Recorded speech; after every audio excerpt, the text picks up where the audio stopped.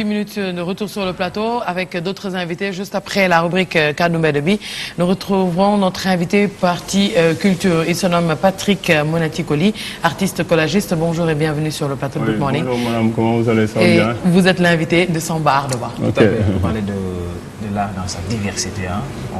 On a connu les artistes peintres, ceux qui font de la sculpture. Alors, le collage.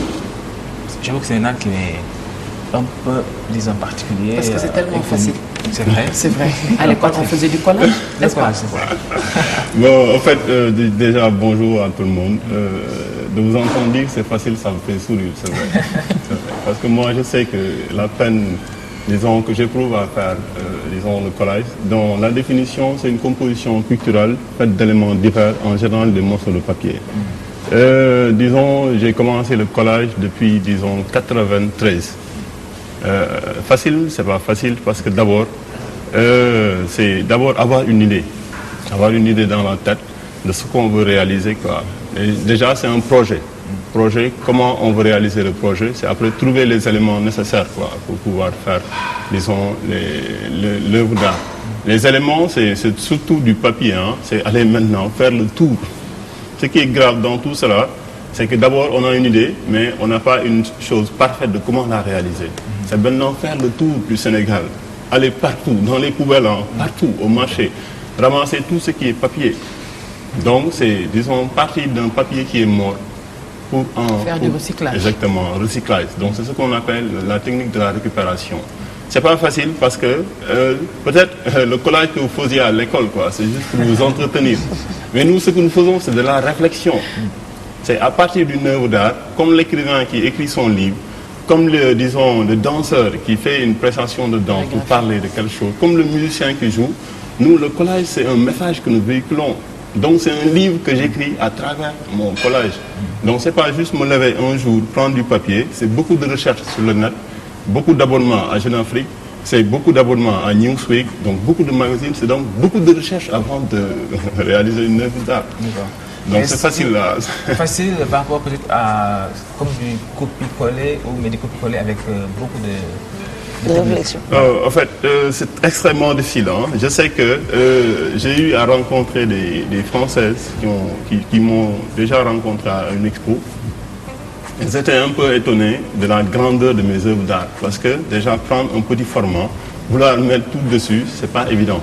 Parce que le collage, c'est parti d'un papier. Tout, imaginez ce plateau-là, on doit le remplir avec, disons, un papier. Et quelqu'un qui regarde, par exemple, l'œuvre d'art, ne doit pas distinguer qu'il y a beaucoup de papiers qui ont été assemblés. Déjà, ensuite, quand on réalise, c'est pas venir juste combler. Quelqu'un qui regarde l'œuvre d'art doit savoir qu'il y a un message qui va être véhiculé. Et ensuite, au-delà du message, ça doit être, disons, beau à voir. C'est ce qu'on dit en anglais. We have entertainment and we have a message to give to person. Donc il y a d'abord la forme, la beauté, il y a également un message à véhiculer. Alors, on a vu tantôt ce tableau-là à l'écran. Ça, c'est une maison où... C'est simple, c'est du papier avec des couleurs. Comme elle dit que c'est, disons, c'est facile. Mais non, je chahute. Non, on va lui donner l'occasion déjà d'interpréter, de voir. Bon, je vois une case, je vois le soleil, je vois également des oiseaux. Très bien. Et je vois des immeubles. Très bien. Derrière, avec peut-être des personnes. C'est ça, non? Félicitations. Vous avez pour le moment combien 5 sur 20 pour le moment. 5. Mais maintenant, au-delà de ce que vous voyez, quel est le message qui est véhiculé selon vous? D'après moi, ouais. La vie au village et la vie au village et ceux qui sont en pleine ville. En fait, ouais. Donc il y a déjà deux relations. Deux. On sent qu'il y a deux. Mais en fait, vous savez pourquoi c'est un peu compliqué. Moi, je dis que, et c'est un problème du système sénégalais. Aujourd'hui, vous êtes de grands intellectuels. Mais devant une œuvre d'art, souvent le Sénégalais intellectuel qui a de grands diplômes, doctorat, n'arrive pas à capter ce message. Donc vous voyez que le système sénégalais aujourd'hui a fait de grands intellectuels, quelque part des analphabètes. Parce qu'aujourd'hui, dans un monde de l'image, à travers l'image, on capte beaucoup de recherches. Alors que pourquoi aujourd'hui l'école, les élèves ne sont plus pertinents parce qu'ils n'arrivent pas à captiver le verbe, la littérature. Alors que l'image aujourd'hui arrive à symboliser beaucoup de livres. Donc c'est beaucoup de trucs peut-être qu'on va développer. Mais je dis qu'aujourd'hui, l'orientation de l'école, il y a eu beaucoup de problèmes. Parce que les intellectuels, on les a privés de connaissances culturelles. Alors qu'aujourd'hui, la culture est au début et à la fin de tout développement. Donc nous avons de grands intellectuels, des ministres, des directeurs, beaucoup d'amis qui sont à l'ENAM, mais devant les œuvres d'art, les gens ne réfléchissent pas. Alors qu'aujourd'hui, un intellectuel peut lire, mais devant l'œuvre d'art, ne peut pas jouer. Un intellectuel peut lire, parler, mais devant une guitare, il ne peut pas faire quelque chose. Donc c'est un problème du système éducatif. Maintenant, vous savez ensuite, un autre problème, souvent les gens pensent que les artistes ne réfléchissent pas. Alors que moi, j'ai la conviction ferme que les artistes réfléchissent mieux que les intellectuels. Parce que l'artiste peut créer une chose qui n'existe pas, un intellectuel ne peut pas le faire. Moi, si vous me donnez quelque chose à lire, si c'est lire et parler, je peux le faire. Donc, vous voyez, cette œuvre d'art traite de ce qu'on appelle le Nord et le Sud. C'est la relation entre le Nord et le Sud. Et c'est pas très bien, c'est l'Afrique, c'est, disons, la case. Et vous voyez que les gratte-ciel, c'est un tout petit peu l'Europe. Avec tout ce qui fait, disons, c'est le bonheur qui pousse un tout petit peu les Africains à quitter. On nous traite souvent de pauvres, c'est vrai, nous sommes pauvres. Mais nous avons beaucoup de qualités. Si vous voyez en bas de l'œuvre, vous voyez en bas, il y a des personnes. Des personnes qui se tiennent la main. Donc au moins en Afrique, il y a la solidarité. Il y a la solidarité. Et vous voyez que juste au milieu, bon, je ne sais pas trop si même... oui, bien sûr. On va voir ça tout de suite. Au milieu, vous voyez que... disons, en Afrique, le français, l'américain, le chinois, tout le monde est chez soi. Avec la notion de teranga, toute personne qui est au Sénégal est bien accueillie et à l'aise. Ouais. Donc il y a la notion de solidarité, les gens qui se tiennent. Et si vous voyez au milieu, disons, la porte, la couleur verte, qui symbolise quelque chose, c'est l'espoir. Ça veut dire, quelles que soient les difficultés, avec le graffiti que nous avons utilisé, parce que le graffiti, dans le mouvement hip-hop, c'est pour un petit peu montrer que nous sommes dans le ghetto, que nous vivons mal. Mais malgré les difficultés que nous rencontrons chaque jour, disons, nous avons des problèmes pour assurer le manger, nous avons des problèmes pour, disons, réaliser nos rêves, nous avons des problèmes côté social. Mais malgré tout, nous avons l'espoir. Et c'est ce que les couleurs que vous voyez sur la case, parce que nous nous réveillons, nous sommes heureux, nous sommes joyeux. Mais vous voyez que, disons, l'Europe, souvent, ce qui symbolise l'Europe, c'est l'individualisme. Chacun pour soi, Dieu pour tous. Et souvent, c'est, disons, excusez-moi, c'est souvent l'Européen qui est au-dessus parce que toujours en noir, tu as beau avoir des papiers, on te dira quand est-ce que tu vas rentrer chez toi. Quand il y a un job, souvent, parce que j'ai beaucoup d'amis qui sont aux States, qui sont en Suisse, qui sont en France, ils me disent Patrick, il ne faut même pas venir. Parce que ici, disons, tant qu'il y a un job, tant qu'il n'y a pas quelqu'un qui n'a pas la nationalité, qui a la nationalité, on ne peut pas te proposer ça. Okay. J'ai des amis qui ont un doctorat, mais ils sont gardiens. Alors aujourd'hui, quelle est la place, disons, du collage par rapport à la peinture, à la sculpture? En fait, dans la classification, disons, des différentes formes d'art, il y a 9 formes d'art. Maintenant, le collage fait partie de la troisième partie, ce qu'on appelle les arts plastiques, ou bien les arts visuels. Tout ce qu'on peut voir à l'œil nu, ou bien les arts plastiques sont composés, disons, de la peinture, il y a la peinture, il y a la poterie, il y a le collage, il y a le dessin. Donc, c'est des constituants un tout petit peu de ce qu'on appelle les arts plastiques. Donc, le collage fait partie, disons, des arts plastiques, mais ce n'est pas très connu au Sénégal. Ce n'est pas très connu même sur le plan international. Moi, les gens me disent ça, c'est de la folie de rester au Sénégal, alors que peut-être en Europe, aux États-Unis, tu peux faire beaucoup de milliards.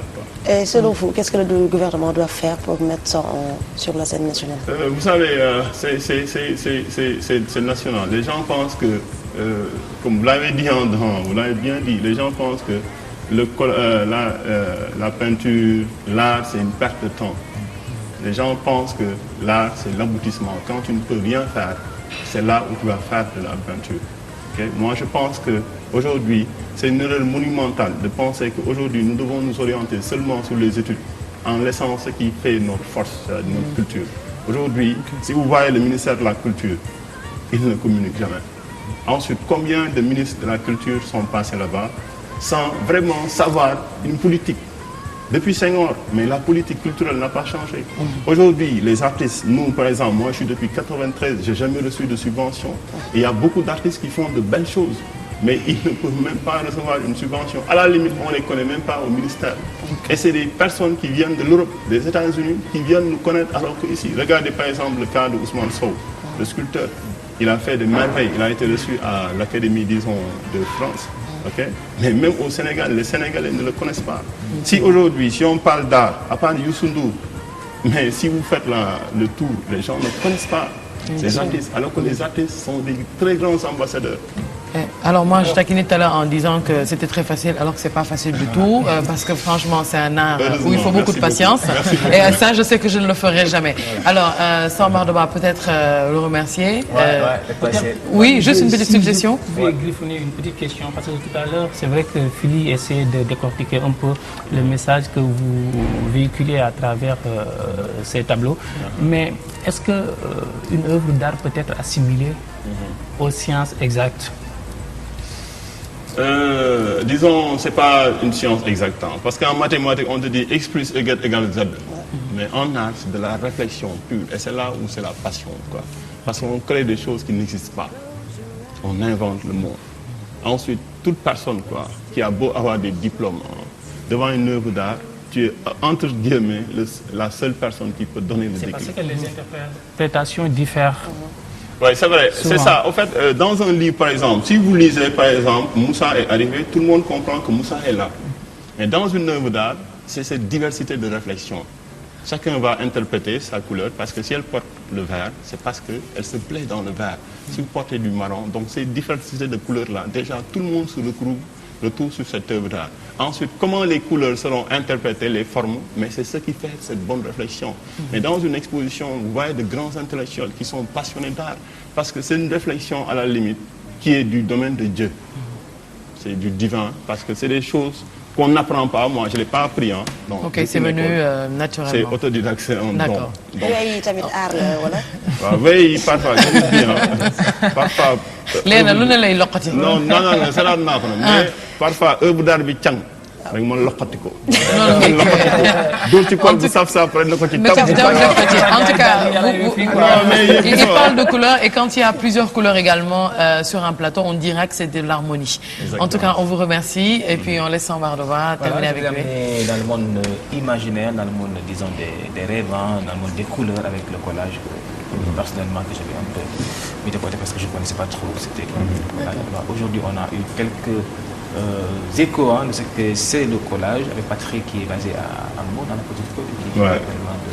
Merci beaucoup à vous. Ok, et vous pourrez avoir plus d'infos en visitant Patrick Mounati Coly sur Google, sur YouTube, sur également www.artmajeur Patrick Mounati Coly. On vous remercie. Merci beaucoup.